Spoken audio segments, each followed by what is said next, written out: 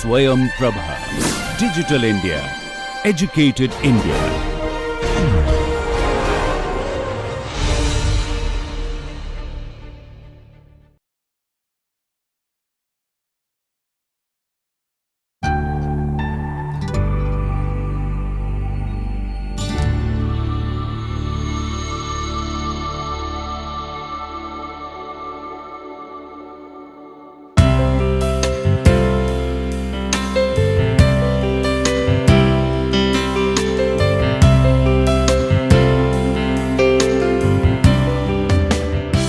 Today we will be discussing the market trading system, and this is one of the instruments, market instruments for regulating your pollution.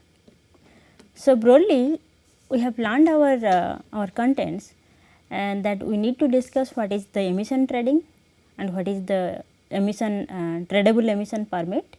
Then we will be discussing how this initial permit, tradable permit is decided, and there we will be talking about two different mechanisms. One is auction pollution permit and second one is free pollution distributions, free permit distributions. And again, under this free permit distributions, we are generally using two methods, that is, the first one is grandparenting and the second one is benchmarking, that we will be discussing. And lastly, we will be discussing different types of trading systems. The first one is your offset trading, then emission rate trading and cap and trade. So, this is the broad overview of our discussion for today. So, let us discuss with the very meaning of emission trading. So, what is the definition meaning of this emission trading? Obviously, when you are saying that it is trading, it involves buying and selling, right. So, it involves the market mechanisms, but here this is not a typical case of buying and selling. So, here the item sold or the material sold is emission or pollution itself, right. So, that is why the name is emission trading. So, you can define this emission trading as a mechanism, right, where the government is setting the upper limit for emissions, right, and accordingly the government defines what is the permit, what is the number of permits, or permits are also called as the allowances that to be emitted, right. But these upper limits of permit, right, or allowances are given, are kept or are fixed by definite limit. That limit is as per the government overall limit, right.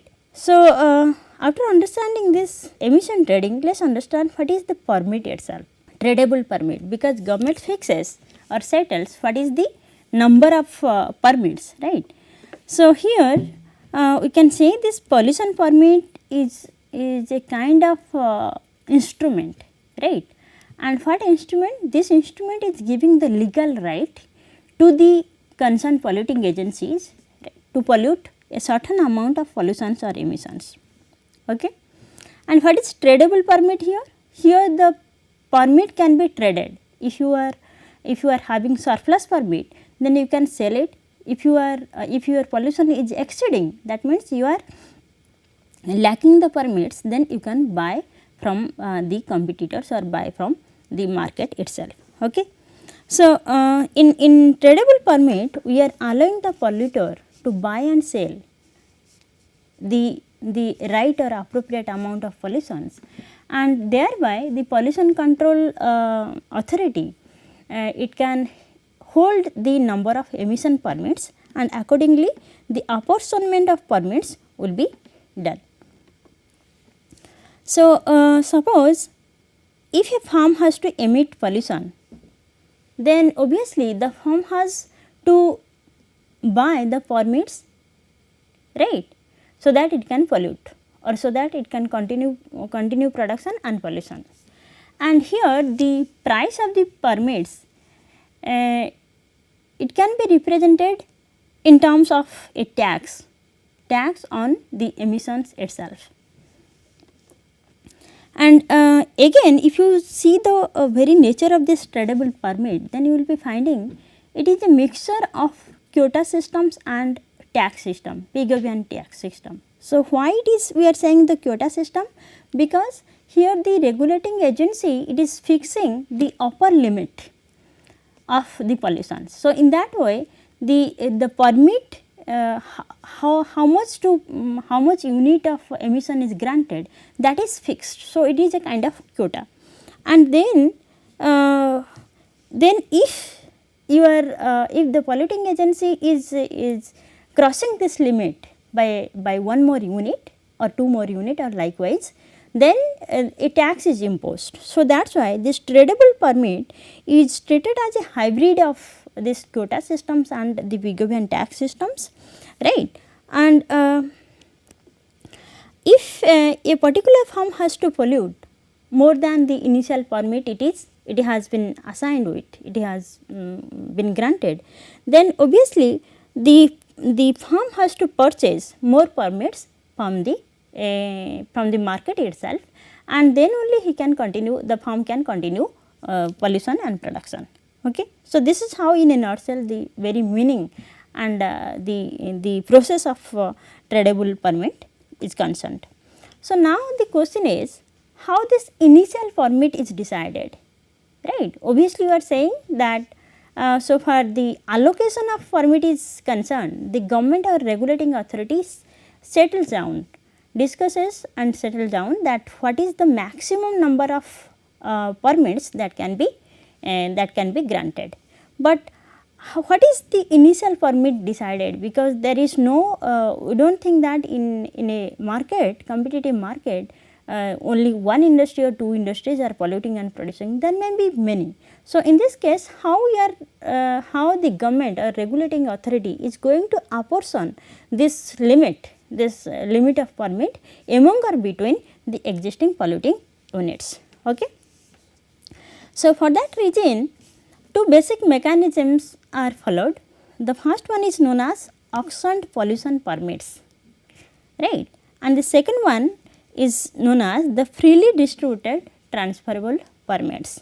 Okay. So, we can say from this figure it is clear that this initial permits is decided, right. So, the overall permit amount is decided, that what is the maximum number of pollution can be accepted, but how to distribute, it depends on the two mechanisms, that who is going to get what number of permits. So, the first mechanism is that it is through the auction itself, right, and the second one is it is freely distributed. But now the question is, auction is understood that when a firm is thinking that it is going to produce more and pollute more, then obviously it has to pay more for permit. So, that is how the auction will be working. But for in case of free distribution of the permit, then how it is going to work.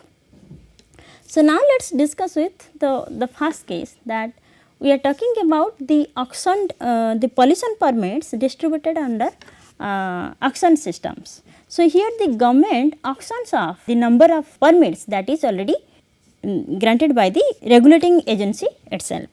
So, here we can say that this method of pollution distribution is a kind of efficient means of getting the permits to the respective firms, because which of the firms or industry they are valuing these permit the highest, so then only they can pay the highest amount for the permit itself. So, what is the meaning of this? So, it means that if a particular firm is planning that for this financial year we are going to produce this much of production, and that is why the pollution would be high.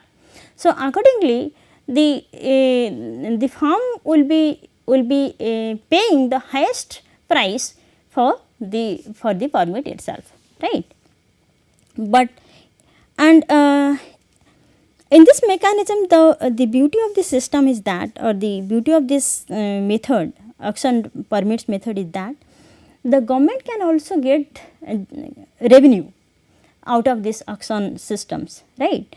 And this method therefore can generate a sustainable kind of systems, right. It can generate revenue and rewards the early actions and promotes the carbon market, right. So, when it is promoting the active carbon market or active pollution market you are saying, and this carbon market is a part of your pollution market. So, thereby the price of the carbon itself, it can be rebuilt. Okay. So, when you are practicing this auctioned mode of pollution distribution, pollution permit distribution, then the first benefits that we are finding, that it is generating revenue. So, the government can get the revenue. Second one is that it is promoting the active carbon market, and the third one is that we are finding the price of the carbon, what is the price of, or what is the value of these emissions that the polluting industries they are putting. So, now let us discuss the second method of distribution of these permits. So, it is known as freely distributed transferable permits, that it is freely distributed without any charge. So, here the government actually setting the limit of the pollutions, that what is the maximum upper limit of the pollution that can be generated, and distributes this permit by fixing the aggregate pollution goals, that for farm 1, right, if there are n farms, so for farm 1 what is the maximum limit this can produce or this can pollute, right. So, likewise up to nth farm what is the maximum limit. So, there we are actually, the government is fixing the aggregate pollution goals, that suppose say this number of pollutions in terms of units is, let us say 1000 units. So, accordingly this is fixed, this aggregate pollution goal is fixed, and accordingly this one is set. So, here the farms they actually do not have the right to pollute n number of pollutions, but they need to emit a limited pollutions without any charge. So, that is what we are saying, this is freely distributed permits. So, here the limits are set, but they are not chargeable, right. We cannot say that because they are the permits are not chargeable, the respective industries or farms they are allowed to pollute n number of pollutions. No, this is not. So, this is the very simply we are saying that here the farms are not allowed to pollute n number of or unlimited amount of pollution, rather the farms are allowed to emit a limited pollutions without any charge. So, that is what the freely distributed transferable permits are meant. And again, once this initial amount or initial endowment of this distribution is fixed, then the trading may happen, that who is actually exceeding the limit, and in that case the farm needs to purchase from the other, and vice versa. And next question is that what are the different methods for this free allocation, right. How the government is even freely allocating the farms, what is the method, is there any system or is there any mechanisms or rule that the government is following in order to distribute this permits free of charge, what is the basis. So, the first one, the first method is known as grandparenting, and the second one is known as benchmarking. So, the government can follow either of these methods in distributing the permits free of cost. So, let us discuss the first one, grandparenting. So, what is the meaning of grandparenting? So, in this case the respective farms or industries they receive free permits, right, and these permits are based on the historical emissions from the specified period. Let us say we are talking the specified period, reference year is 1990 for a particular polluting farm. So, taking and for that year, right. So, let us say the emission amount is X, right. So, based on these now the government can distribute the permits as per this method. So, here the permits are distributed based on the historical emissions from the specified period. So, from 1990 onwards what are the emission level for 91, what is the emission level 92 up to let us say 2018. So, accordingly depending on this number of pollutions, right, whether it is in 90s, let us say it is 120 units of pollution, for 91 let us say it is 118, for 92 it is 1110, and for likewise for let us say 2018 it is 90 only units of pollution. So, depending on these historical emissions data from a specified year, the government decides that what is the amount or number of permits that needs to be distributed to a particular company, right. So, here from this picture it is clear that we are taking this base year, right, and we are setting that what is the different historical emissions. Okay.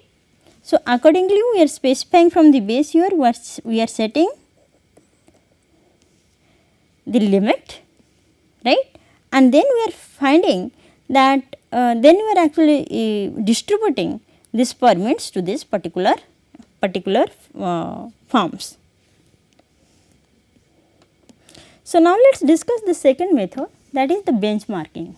So, in case of benchmarking, the farms or the industries, they are also receiving this free of cost permits, but it depends on certain criteria. So, what are the criteria the government follows in distributing these permits? So, it depends upon certain benchmarks. So, what are these benchmarks? These are the performance standards that the farms are taking into account in their production, and emissions intensity of the product they are producing or in that particular sector. Okay. So, you can say that in this benchmarking system it is actually addressing the question of fairness, that which of these companies or industries, if they are following a set of performance standards, right, or depending upon the emissions intensity, the permits are distributed. So, that is why this fairness issue is taken into account in these systems, right. So, here we are talking about this benchmark systems, right. So, we have taken into account this benchmarking in terms of the standards, that which standards, for this is for the first, let us say first farm, this is for the second farm, this is for the third polluting industry and fourth. So, what is the benchmark standard, what kind of performance standards each of these farms they are taking into account in their production for abating pollutions, or what kind of technologies they are using for reducing or controlling the pollution level, right. So, depending on it the government is going to distribute the permits. So, now let us discuss the merits of this free permit distributions, right. So, here we are saying that when the permits are given free, right, these are treated as a compensation for the farms. Why? Because obviously it is a compensation for the farms, because if they are taking any kind of the existing carbon intensive infrastructure or processes, right, for that reason you can say it is a kind of compensation. And moreover, this free allocation of permits, it can also be used to protect industries from potential loss of competitiveness from the loss. It can avoid the potential loss, or it can protect from the potential loss. The third one that we are also need to take into account for free permit distribution is that these industries who are getting this free permits, they are incentivized to invest in low carbon technologies, right. So, further they can also control the pollutions, because for the time being they do not have to actually pay anything for getting this permit, and that is why it will be treated as an incentive for investing further in the low carbon technologies. So, that is also an important aspects in the free permit distributions, right. So, when these firms are taking into account this investment in the low carbon technologies, thereby they will be reducing their emissions, right. So, when they are reducing their emissions, they will be having the surplus permits. So, they can now sell this surplus permit, right, in the market and get the revenue. And if they are going to increase the emissions, then obviously there will be a deficit in the permits, and this deficit of permits will be in terms of buying the permits. They need to buy the permits. So, when they are going to buy the permits, then obviously it is going to incur a cost to the respective firms, right. So, because of this logic, you are saying that when free permits distributions are there, these permits are distributed freely to the polluting industries, then it is going to incentivize to invest in the low carbon technologies.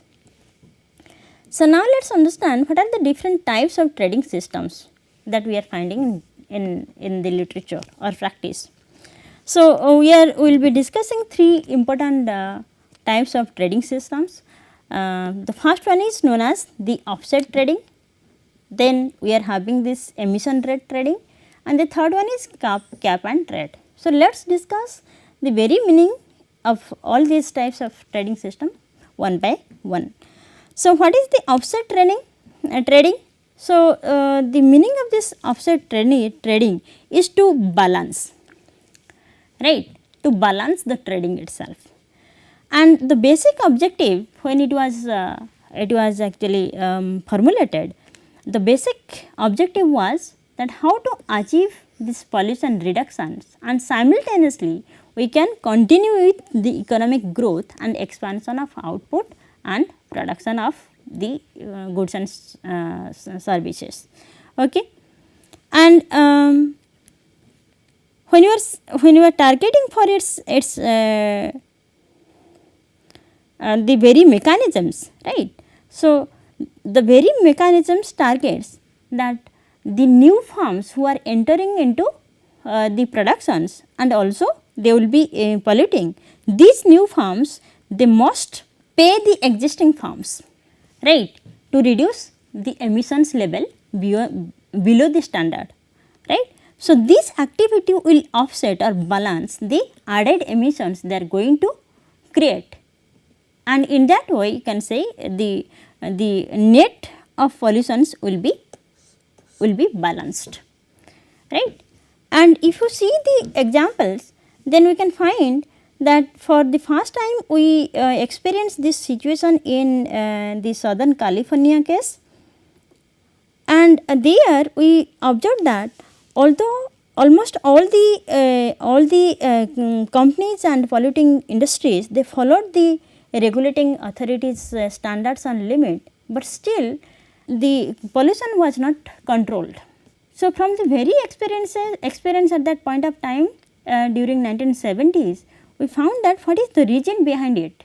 Every existing polluting industry it was following the standards and it was subject to the regulation itself, but still why this pollution control could not be successful. So, that is the reason, that is the actually historical background. This offset trading was created at that point of time. So, there we talked about that we need to reduce the pollution level and simultaneously the economic growth and the new entrants of the industries must be there. We must be allowing the new industries and firms in order to expand the output and production, and simultaneously we need to achieve the pollution reduction itself. And moreover, so far this offset trading is concerned, it may be taken as a voluntary agreement or it can be in terms of the regulatory control itself. So, we can take this example from the UNFCCC, United Framework Convention on Climate Change.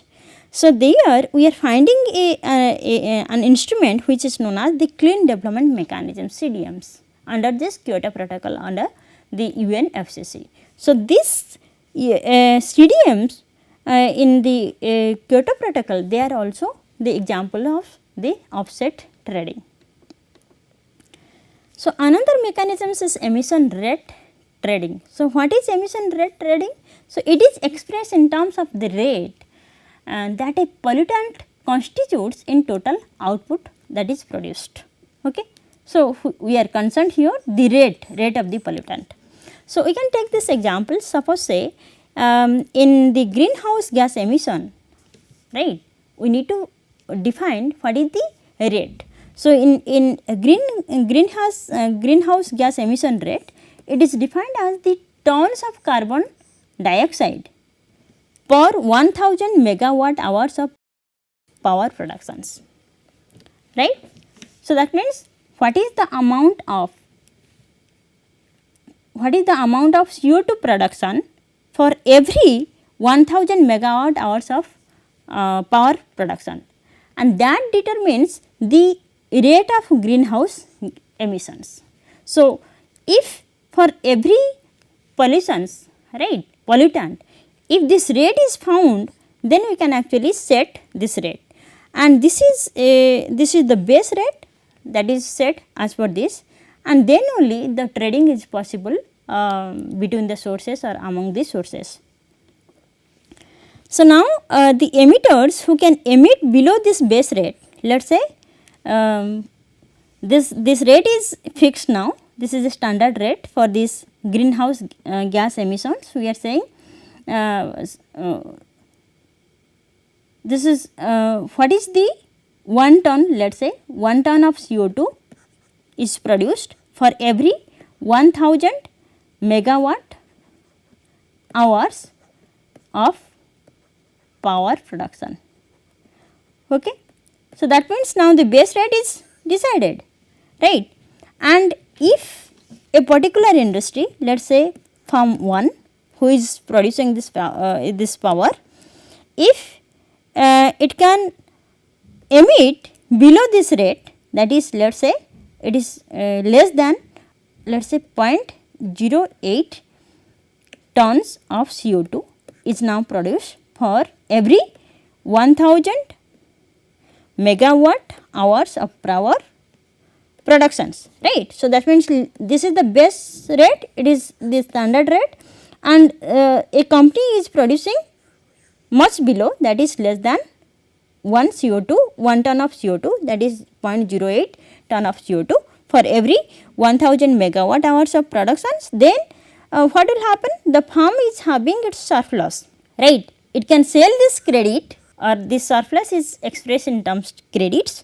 So, the firm can sell its credits to other firms who are emitting above this apportioned standards, that is 1000 CO2 per 1 tons of CO2 per 1000 megawatt hours of power productions.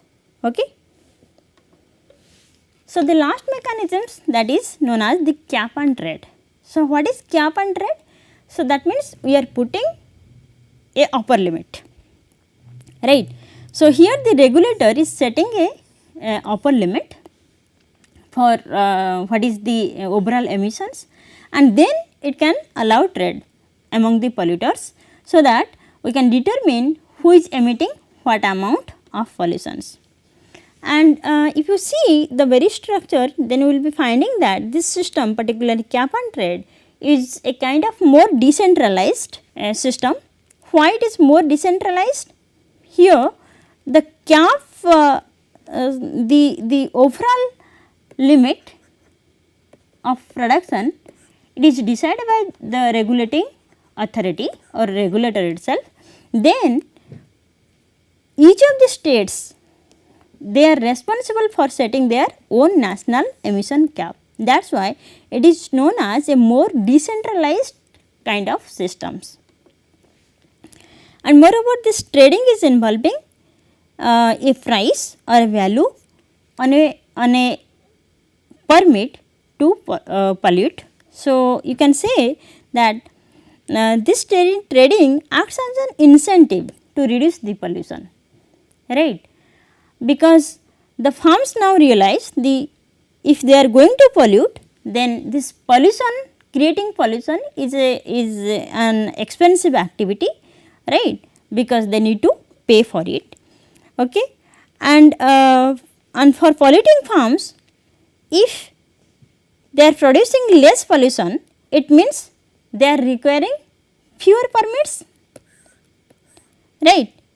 So, what is the opportunity cost? So, the opportunity cost here is that if they are producing lesser pollutions, then obviously they will be requiring lesser permits, right. So, when they are using lesser permits, right, then obviously this the surplus permits, now it can be sold in the market and they can get the revenue for that. Okay.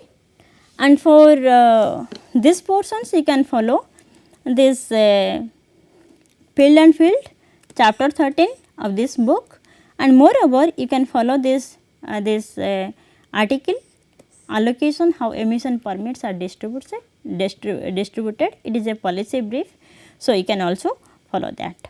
Okay. In the next lecture we will be talking about the cap and trade in detail, along with the liability as an instrument to control the pollutions.